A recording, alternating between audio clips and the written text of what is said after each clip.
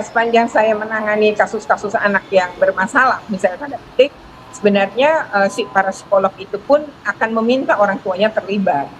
Jadi karena ini kesalahan anak biasanya nggak berdiri sendiri. Jadi memang ada keterlibatan. Jadi orang tuanya ikut di assessment dan ikut juga mendapatkan terapi psikologi untuk berubah. Oh, oke, jadi orang Jadi tuanya nggak juga cuma diajak si untuk terlibat. anak. Iya, jadi ini yang disebut ketahanan keluarga. Jadi yang harusnya dibangun sebenarnya adalah ketahanan keluarga. Jadi misalnya di Jawa Barat, kan ada Dinas Pemberdayaan Perempuan dan Perlindungan Anak, ada Dinas Sosial, sebagaimana diamanatkan Permendikbud-Ristek 46, ya soal penanganan kekerasan di satu pendidikan, lalu juga ada tugas-tugas yang diemban pada Dinas Pemberdayaan Perempuan dan Perlindungan Anak maupun oleh Dinas Sosial. Nah, di sini harusnya dievaluasi. Kalau mereka selama ini gagal, ada apa? Anggarannya kurang, ahlinya kurang, Kak. Misalnya psikolognya terbatas, ternyata yang harus dilayani banyak. Ini yang harusnya sebenarnya dievaluasi dulu. Jadi, apa sih yang sudah dilakukan KPAI selama ini? Menyaksikan anak-anak SMP kebut-kebutan, menyaksikan anak-anak SMP sudah tawuran, menyaksikan anak-anak setingkat SLTP itu sudah pacaran. Apa sih yang dilakukan oleh KPAI selama ini? Kan kita belum menyaksikan. Ya mungkin di dalam diskusi, ya kan. Tapi yang dibutuhkan kan bukan diskusi, aplikasi.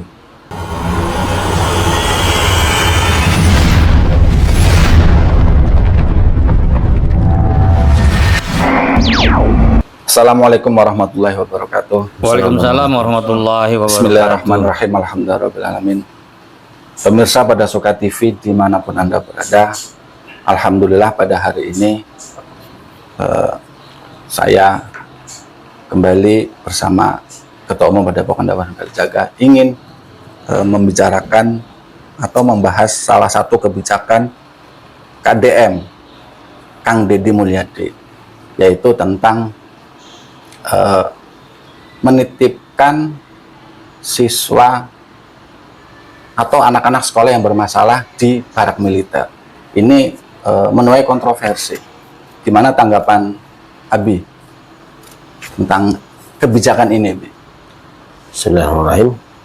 Saya ingin tahu dulu komentar dari orang-orang yang katanya tidak sependapat ya. Berikut ini videonya. Kalau dari Bu Retno tadi solusinya apa? Karena kalau dari Pak Bupati, orang tua datang tidak sanggup lagi dan pada saat pendidikan diberikan juga kerjasama dengan Dinas Pendidikan, Bu Retno. ya sepanjang saya menangani kasus-kasus anak yang bermasalah, misalnya tanda petik, sebenarnya si para psikolog itu pun akan meminta orang tuanya terlibat. Jadi karena ini kesalahan anak biasanya nggak berdiri sendiri. Jadi memang ada keterlibatan. Jadi orang tuanya ikut di assessment dan ikut juga mendapatkan terapi psikologi untuk berubah. Oh, oke, jadi orang jadi tua nggak juga cuma diajak si untuk anak. Iya, jadi ini yang disebut ketahanan keluarga. Jadi yang harusnya dibangun sebenarnya adalah ketahanan keluarga. Jadi misalnya di Jawa Barat, kan ada Dinas Pemberdayaan Perempuan dan Perlindungan Anak, ada Dinas Sosial, sebagaimana diamanatkan Permendikbud-Ristek 46, ya soal penanganan kekerasan di satu pendidikan, lalu juga ada tugas-tugas yang diemban pada Dinas Pemberdayaan Perempuan dan Perlindungan Anak maupun oleh Dinas Sosial. Nah, di sini harusnya dievaluasi. Kalau mereka selama ini gagal, ada apa? Anggarannya kurang, ahlinya kurang, Kak. Misalnya psikolognya terbatas, ternyata yang harus dilayani banyak. Ini yang harusnya sebenarnya dievaluasi dulu. Jadi kayak dokter, kita diagnosa dulu, gitu, apa permasalahannya. Jadi tidak per individu, tapi lebih kepada sistem.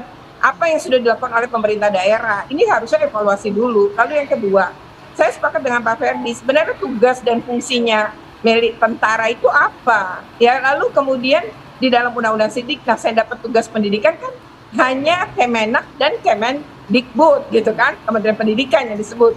Nah, tapi kan tidak ada TNI dalam hal ini, gitu. Lalu bagaimana kurikulumnya? Dan satu lagi, ini menurut saya tidak ada kemudian dengan stakeholder pendidikan termasuk Kemendikbud. Jadi yang misalnya gini, anaknya mau 6 bulan sampai setahun, bagaimana? Kemudian status Dapodiknya udah lapor belum? Lalu gimana kalau kemudian mereka misalnya pembelajarannya tadi datang efektif enggak? Bagaimana sebenarnya pemenuhan hak-hak mereka gitu ya, kemudian atas pendidikan? Karena anak-anak berhadapan dengan hukum sekalipun dan kemudian dihukum sekalipun oleh pengadilan, mereka hak atas pendidikan tetap dipenuhi dan ada tatap muka, ada proses itu dan tidak melulu pendisiplinan secara militer ya Mbak ya. Oke, tadi hak pendidikan yang disoroti termasuk juga pelibatan orang tua pada Diberikan. saat tersebut. Kita berikan, tidak ada yang dirampas hak pendidikan mereka. Jam-jam pelajaran-pelajaran mata pelajaran yang biasa di sekolah didapat, ya kan? Terus juga orang tua juga sama. Terus mereka di hari pertama konseling, psikolog tanya satu-satu problemnya apa, semuanya kita pelajari, semua kita libatkan. Terus mereka psikolog komunikasi sama orang tuanya. Saya anggap dari sekian banyak komentar atau statement yang disampaikan, mungkin yang pertama itu dari KPAI ya, itu yang paling penting.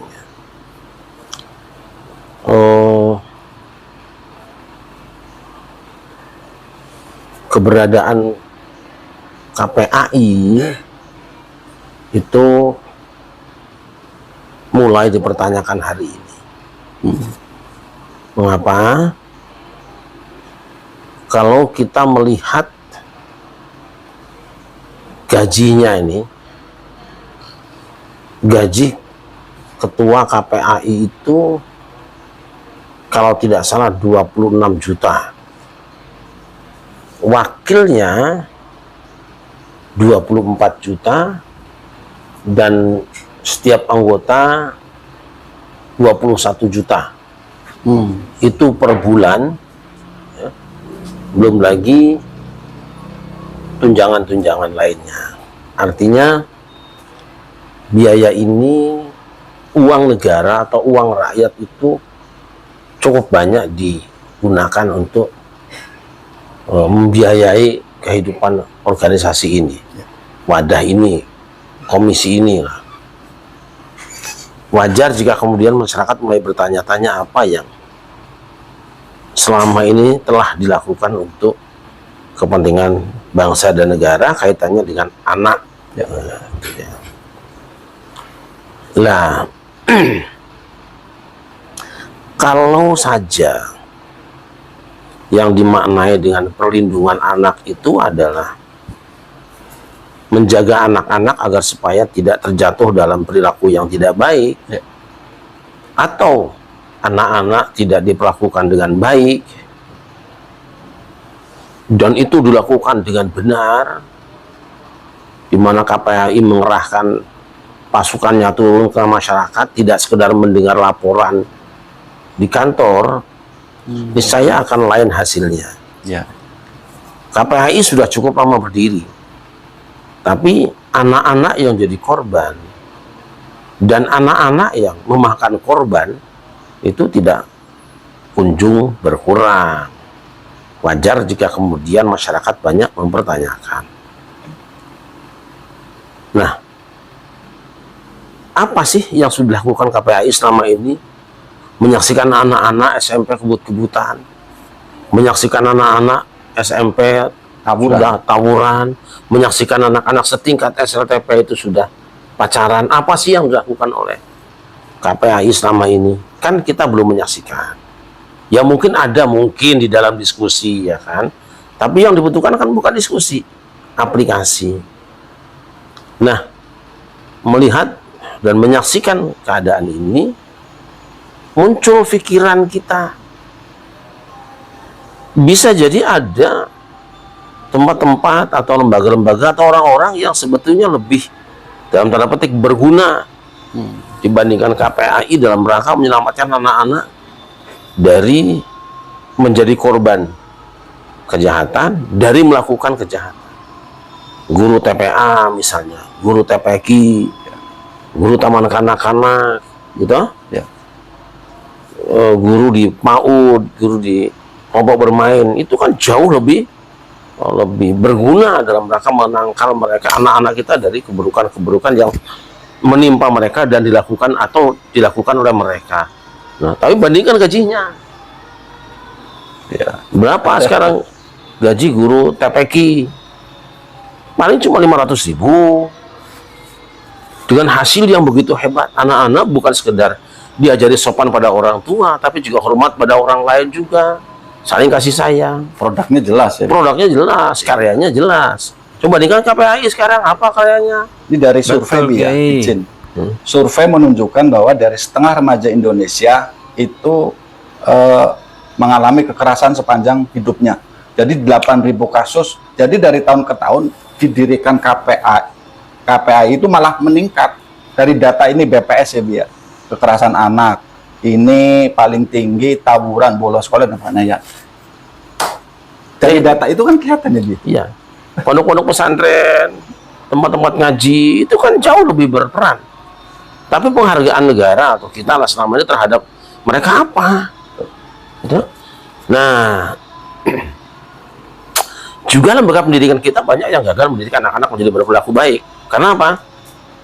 Banyak di antara para pendidik atau lembaga-lembaga pendidikan yang mempromosikan dirinya sebagai lembaga pendidikan yang mengantarkan anak-anak menjadi pengusaha, menjadi pejabat, bangga, tidak mengajarkan, tidak mempromosikan bahwa lembaga itu telah menghasilkan anak-anak yang berperilaku baik.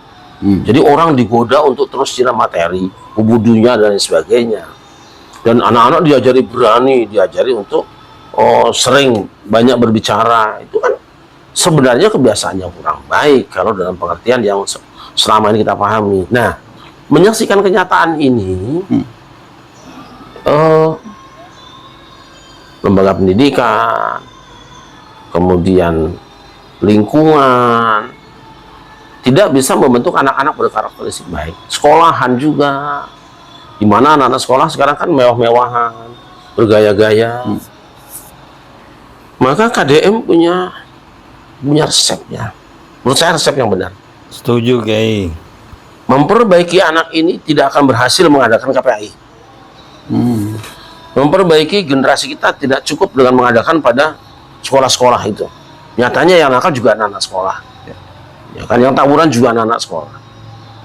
Nah, maka anak-anak ini punya apa ya? Saya tidak mengatakan kelainan, punya sedikit karakteristik yang berbeda dengan umumnya yang lain. Maka mereka menjadi berbeda dengan yang lainnya. Ya, dalam tanda petik nakal gitulah. Satu-satunya lembaga yang sukses membentuk karakter manusia adalah TNI. Bagaimana para anggota TNI dari mulai akmilnya, pendidikannya, sepanjang hidupnya mereka digembleng dengan satu sistem, digembleng dengan satu karakteristik, itu terbawa sampai tua. Begitu loh. Maka wajar apabila kemudian KDM punya pikiran, anak-anak ini kalau mau berubah dan menjadi dibentuk seperti apa, pabrik yang bisa merubah itu hanya TNI. Ya. Nah, gitu, seperti itu. Jadi kalau sekarang misalnya ada KPAI bicara seperti itu, memang karyamu apa selama ini, gitu loh. Tunjukkan aja ke masyarakat apa yang sudah kalian lakukan selama ini. Ada ngomong gini. Sudahlah, faktanya memang anak-anak itu rusak dan kalian masih ada. Dan data tren BPS itu malah meningkat. Iya. Ini data yang berbicara ya, bukan data yang berbicara kenakalan remaja itu malah meningkat. Ya bagaimana tidak meningkat? Mereka juga mengerjakan, memikirkan anak-anak itu berdasarkan laporan saja. Kalau nggak ada laporan juga nggak mikirin. Kalau dia kan turun ke masyarakat, dia melihat fenomena yang terjadi dengan masyarakat, lalu dia ambil sikap. Itu yang benar. Gitu. Berarti pandangan Abis sejauh ini efektif ya, Bi, ya? Tentang penitipan anak yang nakal dan dalam petik itu ke militer gitu. Iya, selama belum ada yang lainnya, saya anggap bahwa di barak militer itu paling efektif. Karena mereka dididik di sebuah lembaga, di satu lingkungan yang memang menjadikan disiplin sebagai jalan hidupnya. Disiplin menjadi tradisinya. Bagaimana kepatuhan seorang anggota terhadap atasannya, gimana ketegasan seorang komandan terhadap pasukannya, kan ada di situ. Yang tidak ada tempat lain. Seperti itu. Saya kira bagus itu. Dan kita akan lihat nanti dalam beberapa saat juga insya Allah ada perubahan kok. Nah, tapi paling tidak begini, ketika ada orang melakukan satu program, jangan kemudian antipati terlebih dahulu. Dia merasa bahwa saya lebih baik dari dia. Enggak dah. Tidak perlu seperti itu. Itu kan iblis seperti itu kan. Kami sudah ada ini. Sudahlah, tidak usah banyak bicara. Selama ini puluhan tahun kalian apa sih hasilnya? Nggak seberapa kok. Ini masyarakat yang bilang seperti itu biar saya. Dan data juga berbicara seperti itu. Iya, kalau saya kan tidak mengatakan begitu, tapi yakin begitu kalau saya. Kita berbicara data ya, data. Nah, ini Abi kan sebagai termasuk juga pengasuh pondok pesantren. Yang tadi Abi katakan itu ada perbedaan nggak sih antara pendidikan militer dengan pesantren? Terus terang saja, Abi, karena kan kalau di militer kan hormat terhadap pimpinan itu luar biasa, tak luar biasa patuhnya, senioritas dan di pesantren itu terhadap gurunya takzim itu ada perbedaan nggak sih? Sama sebenarnya, cuman beda pendekatan. Kalau di militer itu pendekatan kepatuhan, ya kan? Ya. Kepatuhan yang tidak boleh dilanggar hierarkinya. Tapi kalau pesantren tidak, diajarkan sisi moral, pendekatannya moral bahwa seorang murid hormat pada guru, gitu kan. Tetapi juga harus lebih muliakan orang tuanya, saling mengasihi sesama teman. Maka bentuknya beda. Penghormatan di jenderal tentara ya seperti ini. Kalau di pesantren kan menundukkan pandangan, gitu loh. Pendekatannya berbeda. Mereka pendekatannya adalah militarisme, sikap, sedangkan di pondok pendekatannya adalah pendekatan moral, gitu. Bahwa si murid berhutang budi kepada guru, dia sudah membimbing, maka dia harus dihormati. Bentuk hormatnya juga tidak seperti itu. Beda kalau tentara kan ditanya kan siap. Ya. Santri nggak ada tanya siap begitu, tempeleng nanti gitu. Beda. Itu biasa.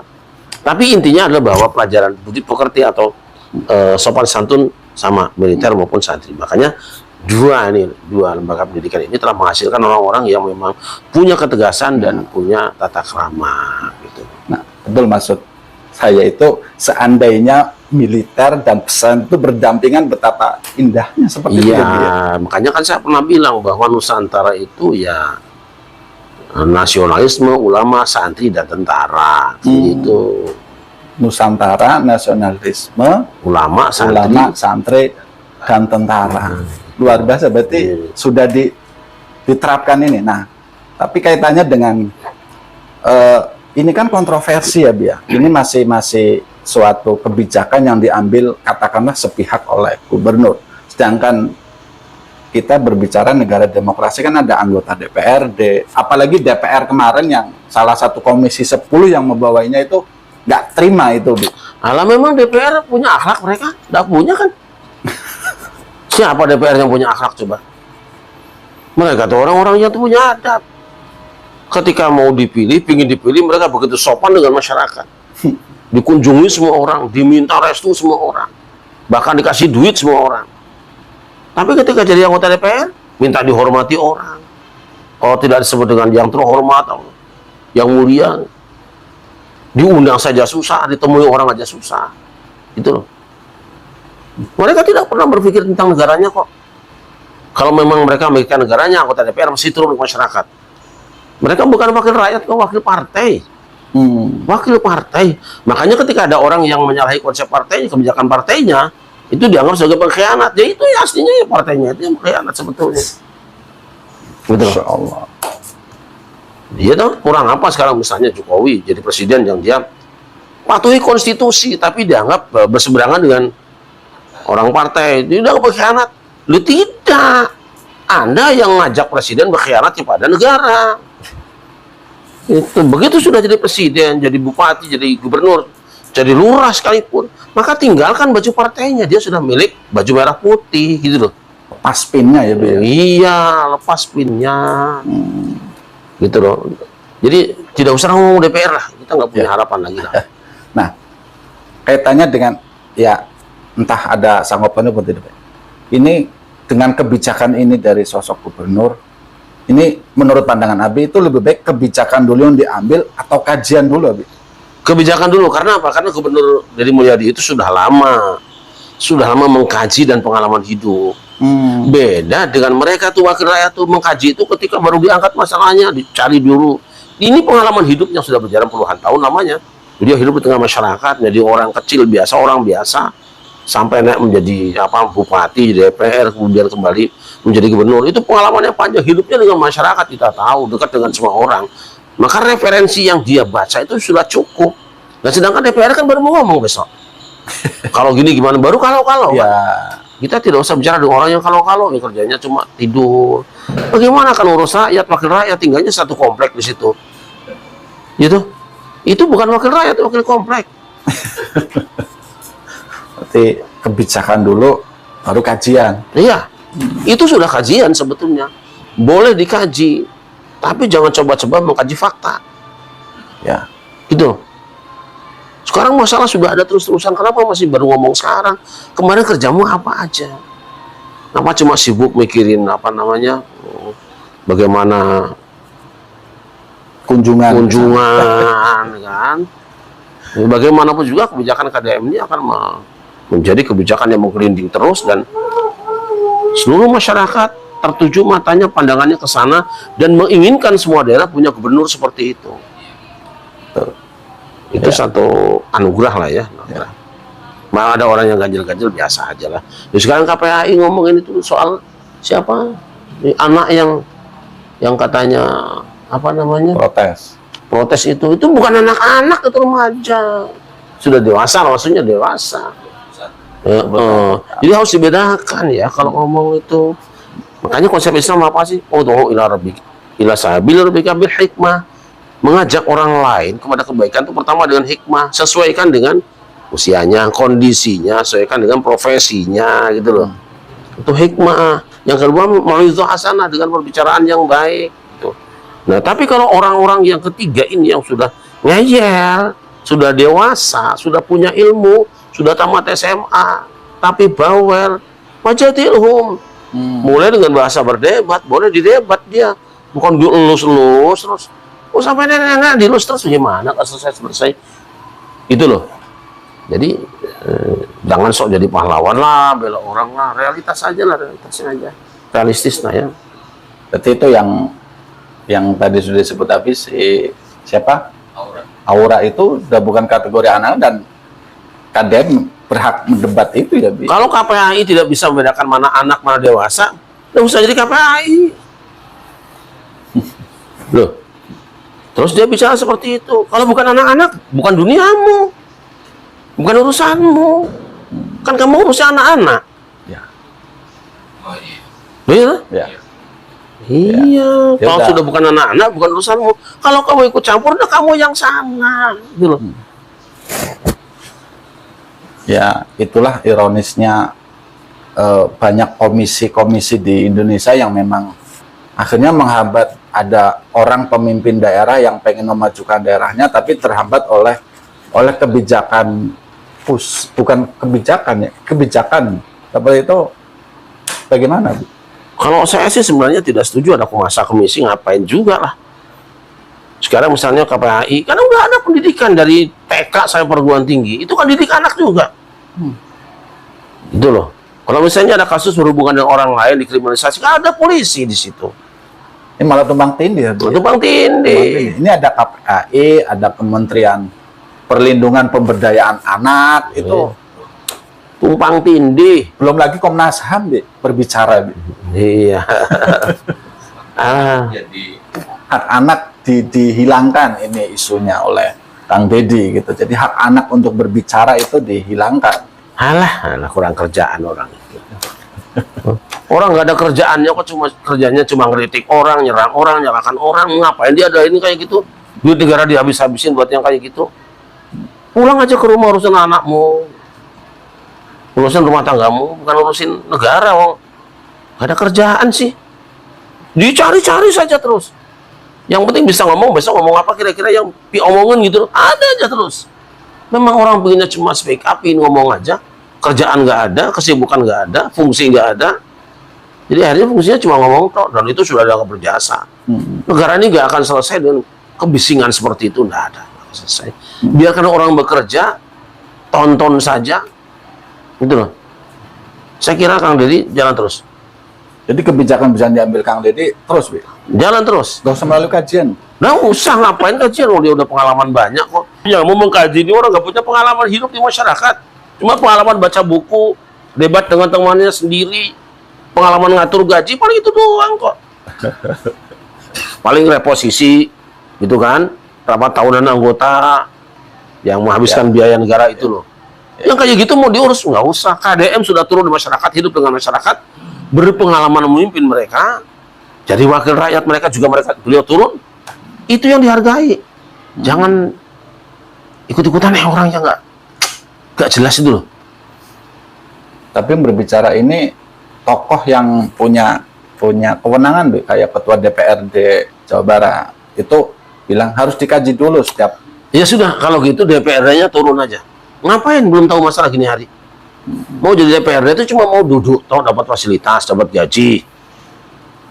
Kaji, orang udah kerja kaji.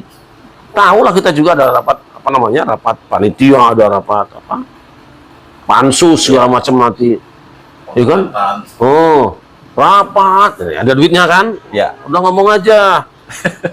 Sekarang udah nggak musim seperti itu, rakyat sudah tahu semuanya. Nggak usah libatkan DPRD, nggak usah, nggak perlu. Rakyat sudah melek sendiri kok. Kalau mau DPRD ngomong dengan rakyat, tidak usah dengan DM. Ayo hadapin masyarakat. Itu aja sekarang. Lihat aja di komentar-komentar, masyarakat sudah dewasa, cerdas, dan tidak mau melibatkan orang lain. Ini sudah mulai bekerja. Sudah bekerja kok, diskusi gimana sih? Itu kan ya mungkin karena merasa apa ya? Ya memang harusnya kan terima kasih. Kamu duduk digaji nggak kerja kan terima kasih, dia nggak Harusnya, capek. Bi, ya. Nggak capek, yang capek gubernur sendiri. Gitu loh, ya tak? Ya. Terima kasih Pak Gubernur, saya nggak kerja. Digaji. Ya, paling jawab, ya emang lu mau kerja apa bisanya coba? Gitu aja. Ini mohon maaf lah, saya ya capek juga lah. Nonton orang-orang ribet banget ini. Iya, bahkan sesama gubernur dibilang gubernur konten. Kalau itu canda, saya lihat dia canda itu. Canda ya. Canda, dan dia Canda. mengatakan, mohon maaf ini Iya. saya klarifikasi, saya bukan bela siapa-siapa. Memang beliau mengatakan gubernur konten, dalam dirinya juga seorang konten kreator juga, Iya. mengatakan sukses. Ya. Tuh, kita tidak boleh memutar balik kata-kata orang, Ya. boleh, ya kan? Ya, maksudnya kan netizen Indonesia kan sungguh liar dan Nah itu kan kita diajari sama menakan- DPR juga. ada yang menggoreng akhirnya, Bi. Oh iya. Nah, akhirnya seperti kembali lagi ke kasus seperti Aura yang mungkin ya saya pribadi sebenarnya Aura ini kan punya public speaking yang bagus, tapi mungkin dia kekurangan data, akhirnya kan dia dimanfaatkan oleh orang KPI itu seperti itu akhirnya. Orang Pesan sekarang untuk seperti Aura yang lain itu seperti apa? Gimana? orang itu kan begini, dibentuk oleh sekurang-kurangnya 3 hal. 1, keluarga. 2, makanan. 3, oleh teman. Baik teman bicara manusia ataupun tontonan. Itu akan bentuk pribadinya. Itu loh. Ya, saya tidak akan nyebut siapa-siapa lah. Kalau zaman sekarang suruh apa namanya, suruh data dulu. Nah, orang sekarang itu kan gampang saja. Kadang-kadang saking bencinya pada orang lain langsung disimpulkan. Ketika sudah ramai baru saya kan dapat data dari Anu. Nah, kasus ijazah kan? Ya. Ya, betul. Memang dasarnya udah benci kok. Begitu dikejar, nanti kalau misalnya saya salah, salahkan yang Pertama pertama itu. Loh, kamu yang upload itu kan tidak ngapa-ngapain lah. Kamu kan sampai kemana-mana gitu. Ini tuh kebiasaan kita seperti itu. Jangan pada ribut-ribut, udah kadung benci, itu kan apa aja yang apa menjelekkan lawannya terus dipercaya gitu loh.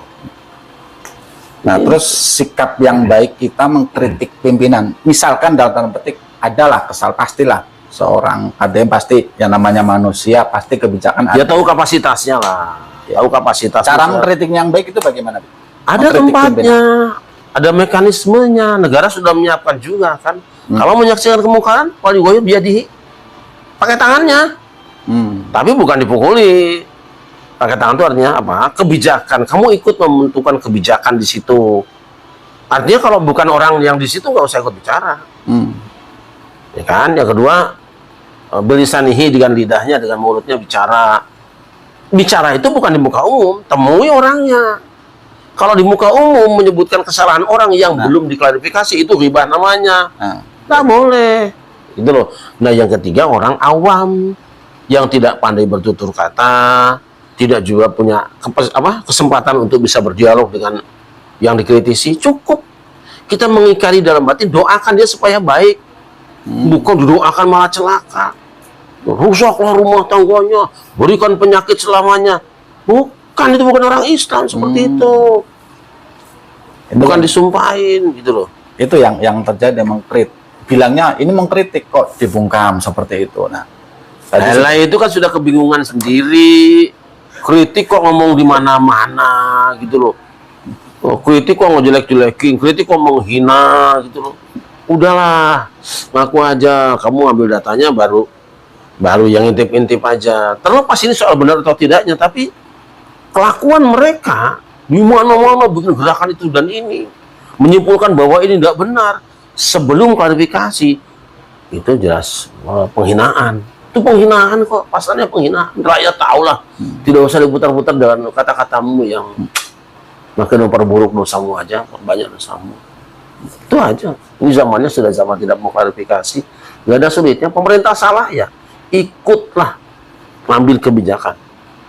Kalau memang punya kapasitas. Kalau tidak punya kapasitas, bicaralah. Kalau memang ada akses.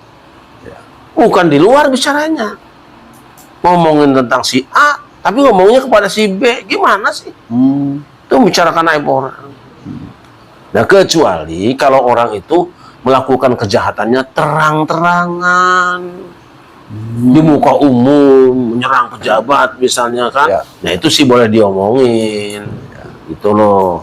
Nah, kalau tidak punya kapasitas untuk berbicara, ya kita tidak berdosa dengan berdiam diri, tapi mendoakan, bantu perbaikan negeri ini lewat doamu.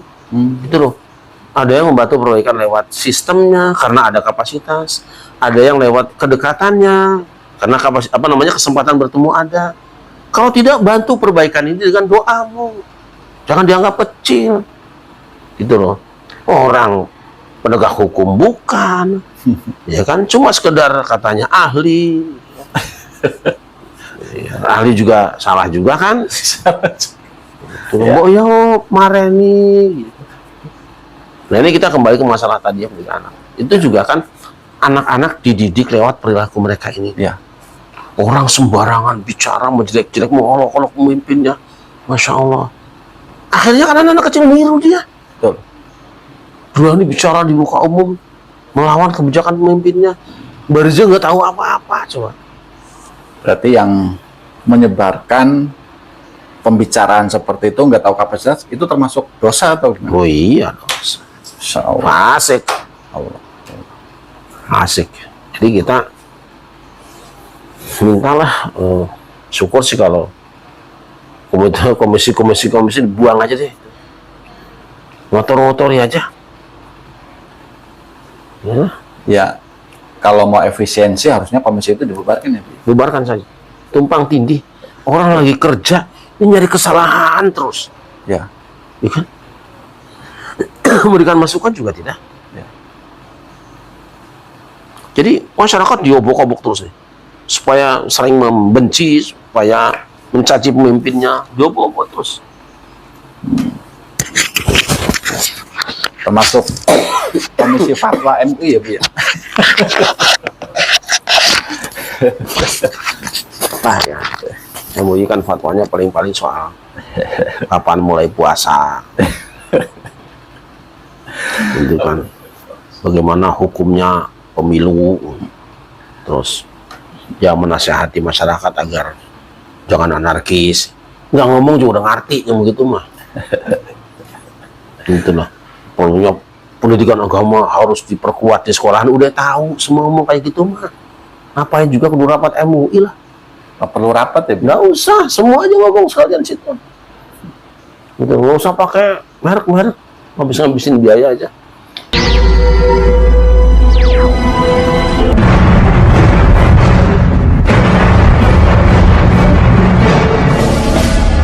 Wow.